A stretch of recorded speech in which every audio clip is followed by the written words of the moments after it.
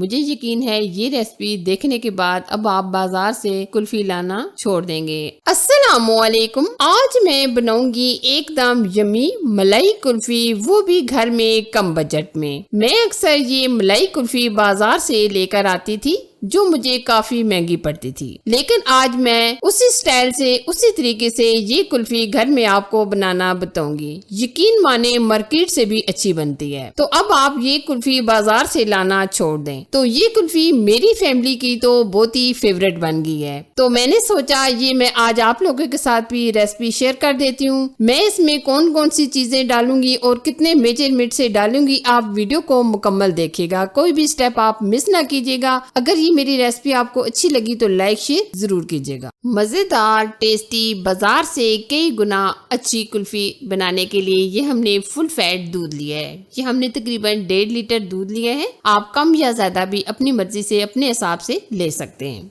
अब हम इसमें तकरीबन 4 से 5 चम्मच मिल्क पाउडर ऐड करेंगे। मिल्क पाउडर डालने का मकसद ये है कि हमारी कुल्फी बाजार यानी मार्केट से भी अच्छी बने, क्योंकि जो अक्सर हम बाजार से कुल्फी वगैरह लेकर आते हैं वो मिल्क पाउडर लाजमी शामिल करते हैं। कुल्फी की थिकनेस भी आती है और टेस्ट भी जबरदस्त हो जाता है, तो इसलिए हम 4 से 5 चम्मच मिल्क पाउडर शामिल कर रहे हैं। जब भी आप मिल्क पाउडर डालें तो अच्छी तरीके से मिक्स कीजिएगा, क्योंकि कोई गुठलियां वगैरह नहीं होनी चाहिए। अब हम क्या करेंगे, दूध को अच्छी तरीके से बॉईल कर लेंगे। दूसरे चूल्हे पर हम रख देते हैं दूध को बॉईल होने के लिए। तब तक हम चीनी को कैरामलाइज कर लेते हैं।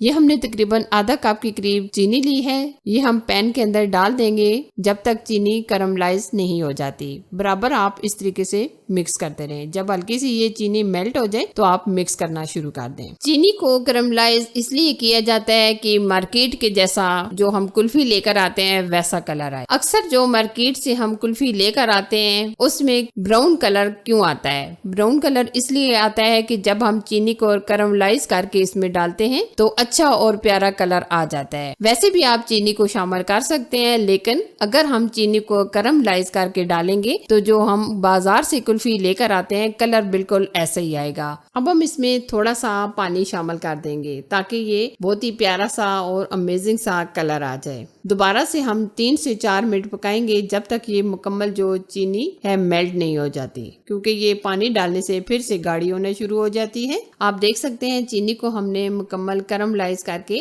तैयार कर लिया है। अब हम दूध के अंदर शामिल कर देंगे। आप देख सकते होंगे कि दूध भी अच्छे तरीके से बॉयल हो चुका है। दूध के अंदर शामिल कर देंगे। आप देख सकते हैं माशाल्लाह कितना जबरदस्त कलर आना शुरू हो गया है। थिक करने के लिए हम इसमें क्या शामिल करने वाले हैं? थिक करने के लिए हम इसमें शामिल करेंगे कॉर्नफ्लावर। ये हमने चाय के 3 चम्मच लिए हैं। इसमें हम पानी शामिल करके अच्छे तरीके से मिक्स करके ऐड करें। आप बिल्कुल ये डायरेक्ट ना डालिएगा क्योंकि ये गुठलियां बन जाती हैं, तो आप थोड़ा सा पानी शामिल करके मिक्स करके ऐड कीजिएगा। अच्छी खुशबू और फ्लेवर के लिए हम इसमें इलायची पाउडर डाल देंगे, चाय का 1 चम्मच। अच्छा और बिल्कुल मार्केट के जैसा टेस्ट देने के लिए हम इसमें ऐड करेंगे ब्रेड क्रम्स। ये हमने 2 अदद ब्रेड के स्लाइस लिए थे जो हमने मिक्सी में अच्छे तरीके से ग्राइंड कर लिए हैं। इसकी वजह से ये हमारी कुल्फी एकदम थिक हो जाएगी। ब्रेड क्रम्स ऐड करने के बाद आप दोबारा से अच्छे तरीके से मिक्स कीजिएगा, क्योंकि कोई गुठली वगैरह नहीं छोड़िएगा। मेरी ये कुल्फी मेरी फैमिली की बहुत ही फेवरेट बन गई है। मेरी फ्रीजर से ये कुल्फी खत्म ही नहीं होती। जब भी खत्म होती है मैं फौरन से दोबारा से बना लेती हूँ, क्योंकि मेरे बच्चे ये बहुत ही शौक से और खुशी खुशी खाते हैं। आप देख सकते हैं माशाल्लाह कितनी जबरदस्त ये अच्छी तरीके से गाढ़ी हो चुकी है।